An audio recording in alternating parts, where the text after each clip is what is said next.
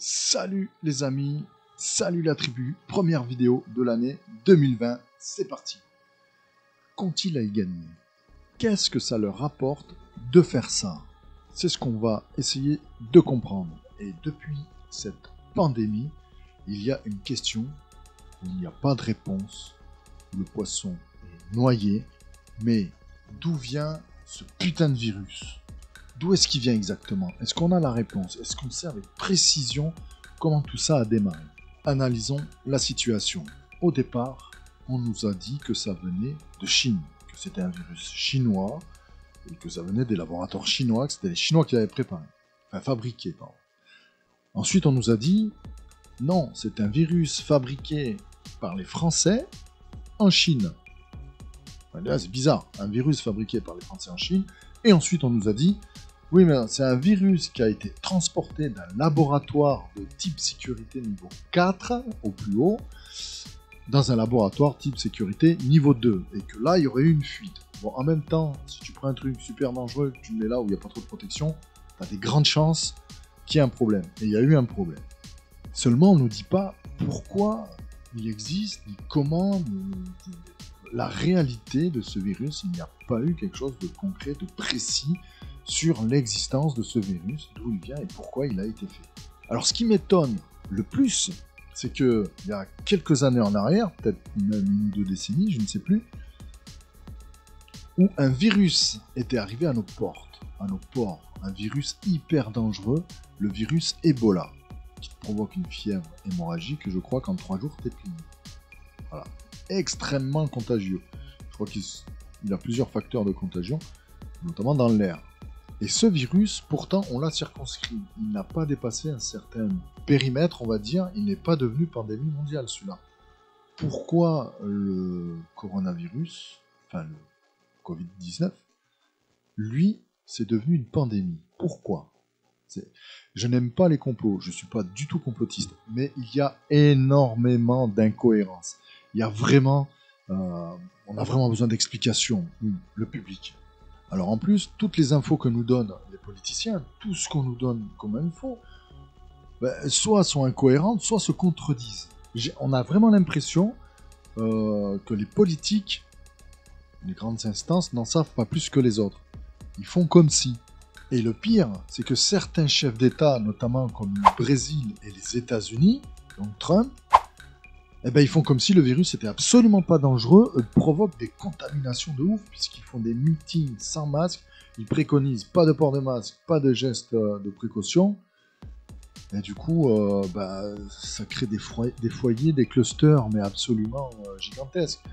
Et même Trump va nous faire croire qu'il a attrapé le Covid, et qu'en 24 heures, il est guéri, il l'a battu. En 24 heures, ça a été plié, tout va bien. Il nous prend vraiment pour des jambons, le gars. Alors d'où ma question de départ. Les politiques, qu'ont-ils à y gagner? Parce que c'est comme dans un film.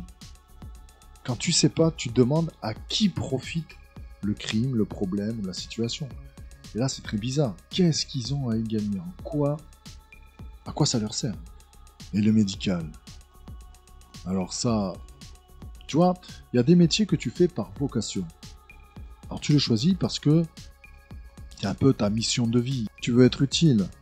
Tu souhaites apporter de la lumière autour de toi, de servir les gens, d'aider ton prochain. Voilà, ça c'est des vocations. Mais ton rêve se transforme en cauchemar. Voilà, ta vocation c'est le rêve, c'est ce que tu fantasmes, je veux aider les gens, je veux faire ça. Mais la réalité, c'est complètement autre chose. Comment tu penses qu'une personne se sent, notamment je connais des personnes qui sont aides-soignantes, quand elles doivent travailler avec des poches poubelles, des poubelles pour se protéger dans un hôpital. Elles mettent des poubelles sur elles pour se protéger. On ne peut même pas leur apporter des combinaisons, des vêtements adaptés, ce qu'il faudrait réellement pour se protéger et protéger les autres. Elles sont obligées de mettre des poches poubelles. Est-ce que c'est pas hallucinant ça? Comment se sent quelqu'un qui va faire des heures et des heures en pagaille, mais des heures mais gigantesques, tout en sachant que ce sera ni récupéré, ni payé. Là, les syndicats pouvaient y aller, là. Ils sont où, là? Dans le médical, ils font des horaires Je comprends qu'on sauve les gens, je comprends qu'on soit utile et qu'on soit même essentiel. Mais ce que je comprends pas, c'est que la politique et toutes les instances laissent faire ça, laissent pourrir des situations où les gens s'épuisent littéralement, et on les récompense pas. On va leur donner des miettes. C'est pas normal. Est-ce que tu le ferais, toi? Toi qui travailles n'importe où. Est-ce que tu dirais à ton patron, oui, je vais travailler, je finis à 18h, je vais aller jusqu'à 22h, mais vous me payez pas, je récupère pas. Non, normal. Je vais le faire, tranquille. Ben personne le ferait comme ça. Parce que les infirmiers, les aides-soignants ou soignantes, infirmières, non, les aides à domicile qui en soit en passant n'ont aucune reconnaissance de personne. Elles ne sont même pas considérées médicales. Les aides à domicile, c'est tu vas au feu, mais c'est pas grave, tu n'existes pas. Les médecins de campagne, il n'y a que le gars, voilà, et autour de lui, il n'y a rien. C'est lui qu'on va voir. Ben, eux, ils doivent décider, est-ce qu'ils vont au combat, est-ce qu'ils vont au feu, ou est-ce qu'ils se mettent en indisponibilité, quoi. Ils se mettent à l'abri. Donc on a des gens qui doivent décider, est-ce que je vais aider les autres sans rien gagner en retour, et je vais même risquer entre guillemets ma vie, parce qu'il y a des médecins et des soignants qui sont morts en attrapant le coronavirus. Et qu'est-ce qu'ils ont comme remerciement? Qu'est-ce que l'État fait pour eux? Pas grand-chose. Et toutes ces personnes alors, qu'est-ce qu'elles pensent de notre société? Dans quelle société on vit? Société du chiffre, la rentabilité, des choses comme ça? Ou la société de l'humain? Alors pendant un moment, tous les soirs, au premier confinement, on les applaudissait. C'est super, ça fait de la reconnaissance du public, des gens. Mais ils sont vite aperçus que les gens du coup, ne respectaient pas trop les gestes barrières. Il y avait des clusters, mettaient pas forcément les masques, etc. Comme les fêtes sauvages, des trucs. Quelle a été la réaction? Moi, j'en ai entendu des travailleurs dans le médical qui m'ont dit, si c'est ça, s'il y a un deuxième confinement, comptez pas sur moi, je ne ferai plus autant d'heures, je ne ferai plus la même chose. Je ne serai pas autant investi. Parce qu'ils s'investissent pour aider, et derrière, nous, assistez, voilà, allez-y, aidez-nous, mais nous, bon, on va rester tranquille. Mais non, putain, il faut les aider, il faut participer à notre échelle pour éviter, justement, que ça soit extrêmement dur pour eux, pour nous, pour tout le monde. C'est pas compliqué à faire. Et c'est vrai que la société devient de plus en plus individualiste, même s'il y a eu, dans certains domaines, de la solidarité. Mais quand même, on devient individualiste. Alors on y vient, le commerce. Alors en France, il ne se passe plus rien, il n'y a plus que le Covid. Il n'y a plus que ça. En France, on vote plus de loi, il n'y a plus de faits divers, il y a le virus et le vaccin. Voilà, on voit que ça, tout sur les réformes, les restrictions, sur les couvre-feux, les machins, les trucs, tout ce qui concerne le virus. Mais il pourrait nous faire un chapitre là-dessus, mais un chapitre avec le reste. Je sais pas, dans le journal de Jean-Pierre Pernaut, par exemple, il n'y avait pas, alors je ne vais pas finir en pro Jean-Pierre Pernaut, mais c'est un exemple. Il y avait les infos, puis il y avait les sujets dont il aimait traiter, comme les régions, tout ça, voilà. Après, il y en a qui n'aiment pas, il y en a qui aiment, voilà. Mais au moins, tu avais des infos. Il n'y a pas que ce sujet-là, quand même.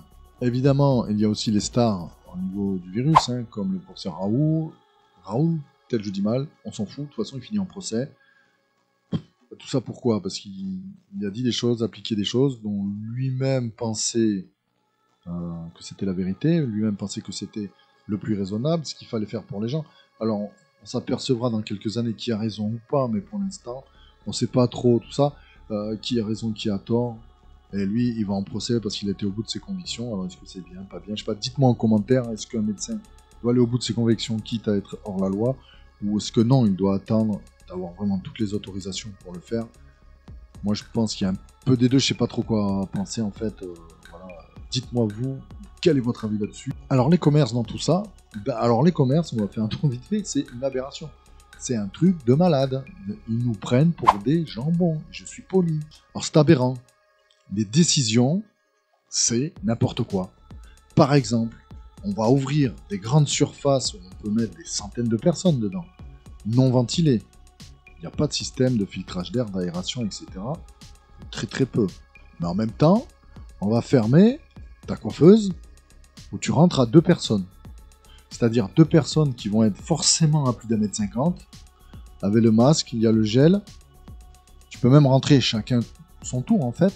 C'est que sur rendez-vous, mais non, ça t'as pas le droit. Là, ça... Par contre, une grande surface où tu es 150 au même endroit, pas forcément avec des gestes barrières, et en plus c'est pas ventilé, ça t'as le droit. Alors on te laisse aller dans ton métro, dans ton transport en commun pour aller bosser, mais on ferme ton cinéma, qui lui a une ventilation, qui lui a un système d'aération. Le virus sera filtré. Mais dans ta rame de métro, en sachant qu'un virus, quand tu éternues, se déplace à 160 km/h, c'est-à-dire le mec qui éternue au bout de la rame, au bout de ton wagon, je veux dire, il éternue, le virus va jusqu'au bout du wagon. Alors, on est comme des sardines, comment tu veux qu'il n'y ait pas de cluster? Mais là, on nous prend vraiment, là, c'est pour des cons, quoi. On t'interdit tes loisirs, on t'interdit même les loisirs où tu es tout seul en extérieur, tu vas faire du jogging dans un bois, ne me dis pas que tu vas choper ou donner le coronavirus quand même à qui a un arbre. Tu croises quelqu'un, d'ailleurs tu peux faire un circuit où les gens ne se croisent pas, tu vois, ils auraient pu faire un sens de circulation. Tu auras ceux qui vont vite devant, ceux qui vont moins vite derrière, forcément tu ne seras pas à côté. Mais par contre, tu peux aller à l'usine ou tu peux aller en grande surface où là tout le monde est bien serré, tout le monde est bien... Hein, tu peux travailler. Oui, il faut rapporter l'argent par contre. Mais pas t'amuser, non, pas te défouler, ça tu peux pas. Moi j'ai envie de dire, c'est mon opinion, hein, est-ce qu'on se foutrait pas un petit peu de notre gueule? Je sais pas. Alors déjà que métro, boulot, dodo, week-end, c'est pas facile, il y a des semaines, t'as les boules, hein, tu vas au boulot, c'est aussi pour te payer des week-ends, pour avoir des vacances, pour avoir un niveau de vie, un train de vie qui soit le plus agréable possible, même si tu gagnes pas des milliers et des cents, même si t'es pas riche. Mais si tu fais métro, boulot, dodo, boulot, c'est insupportable, tu vas péter les plombs. C'est obligé, tu peux pas évacuer la pression là. Alors j'ai même entendu à la radio, c'est une radio nationale d'information, j'étais en voiture, j'écoutais, j'allais au boulot, et le journaliste pose la question à un grand spécialiste médical, donc je dis pas les noms, etc. Je dis pas la source de la radio, elle est très connue. Il lui demande à quoi ça sert d'avoir fermé ou de fermer les petits commerces d'un point de vue médical. Quel est le ratio, le rapport sécuritaire de fermer les petits commerces? Est-ce que ça sert à quelque chose? Et si ça sert à quelque chose, dans quelles conditions, dans quelle quantité? Eh ben, le spécialiste y répond, d'un point de vue médical, ça sert à rien. À rien du tout. Fermer les commerces n'a servi strictement à rien. D'un point de vue médical. Alors le journaliste, il lui demande, mais alors de quel point de vue ça sert à quelque chose? Il dit, ben, d'un point de vue politique, c'est pour faire comprendre, tenez-vous bien, à la population que c'est grave. Parce que nous, la population, quand on apprend qu'un virus tue les gens, mais on est con en fait, tu sais, on se dit c'est pas dangereux, c'est pas grave.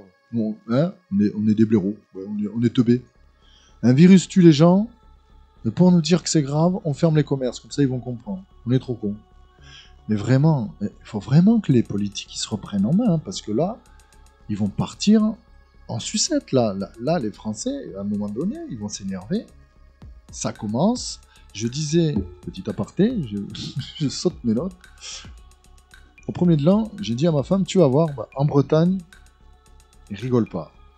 Il y a des domaines où on rigole pas. Le premier de l'an, ils vont le faire. Et tu verras qu'il y aura des soucis. Ça va pas louper. Il est vilaine.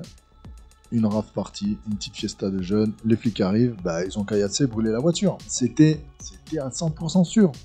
Il valait mieux qu'ils laissent faire le premier de l'an et qu'ils fassent une campagne de dépistage, de tests, de tout ce qu'on veut derrière. Dire aux gens, faites le premier de l'an et ensuite vous allez vous tester. Avant, après, n'importe. Voilà, juste une action derrière. Les gens auraient fait la fête, se seraient défoulés et ils auraient. On a passé une année de merde et qu'est-ce qu'ils te disent? Et surtout aux plus jeunes, les jeunes ils ont besoin de bouger. Les plus vieux comme nous, bon, qu'on soit 6 ou 10, on s'en fout, c'est pas grave. Quand t'es jeune, t'as besoin de bouger là, il faut que tu te dépenses là. Et voilà, voiture de gendarme brûlée. Alors tout ça pour dire qu'on a quasiment tué des filières, mis un bordel pas possible, pour rien en fait. C'est absolument pour nous. C'est désolant. C'est désolant. Vraiment. Alors, qu'est-ce qu'on fait pour participer à notre échelle? Tout ça, ben rien en fait. On subit, on se tait. Hein, on fait rien. Tu vois, les gens, ils se prennent pas en main. Tu trouves des masques par terre. Ouais, j'ai des gens qui m'ont collé à la caisse, moi. Et je crois que le mec n'avait même pas de masque. Et gentiment, je me suis retourné un couple d'un certain âge, 45, 55 ans, tu vois. Je leur ai demandé, vous pouvez reculer, s'il vous plaît, quoi. La dame m'a regardé de haut comme ça, et je lui ai dit, bon, il y a un virus, t'as pas de masque, tu te mets à 1 mètre. Ah, sinon, il allait y aller tout seul à 1 mètre, je te le dis. Mais tu vois, les gens, comment ils sont? Ils vont même pas respecter les autres personnes. Individualiste, c'est quand même... ça, moi, ça me choque. Alors, on attend. Je sais pas ce qu'on attend, on attend. On attend des trucs. Et moi, j'ai envie de dire, mais qu'on arrête... Mais continue à regarder ta télé. Voilà, regarde ta télévision et bouge pas. Il faudrait qu'on réfléchisse par soi-même et qu'on se dise qu'est-ce que je peux faire pour arranger la solution. J'ai pas la science infuse, je prétends pas faire la morale ou quoi que ce soit, mais je vois beaucoup autour de moi, notamment là où je travaille, je suis dans le commerce. Combien de gens sont rentrés sans masque, sans rien? S'il vous plaît, ah, vous n'avez pas de masque, je vous en donne un. Je sais pas, c'est pour se protéger mutuellement. Pourquoi on se protégerait pas mutuellement? Et pourquoi on jetterait les masques par terre? Pourquoi on, je sais pas, dans une poche, il y a des poubelles en ville, je sais pas, il y a des moyens de le faire. Et il faudrait qu'on trouve un moyen, que des gens, tu vois, aient des idées, et disent on va faire telle chose pour pouvoir améliorer nos conditions de vie, ou les conditions pour tuer le virus. Il y a des gens qui ont inventé un système que tu portes autour du cou, un peu la taille d'un portable, d'un téléphone, et en fait, tu as 2 mètres carrés autour de toi, 2 mètres cubes, je sais pas. En fait, ça tue, ça avec un système avec les UV, ça tue le virus. Et ils ont inventé la même chose, un peu plus grosse, pour une pièce de 15 mètres carrés.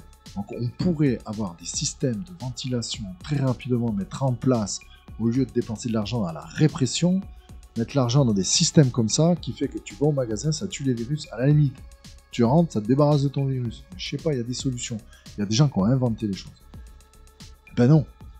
La politique française préfère mettre des amendes.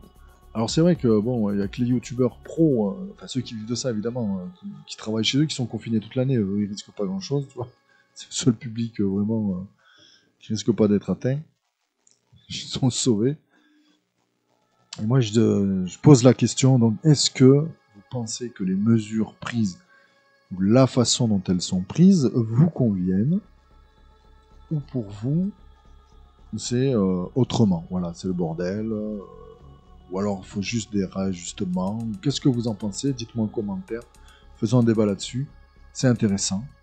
Et moi, je vous dis à la prochaine vidéo. Bye.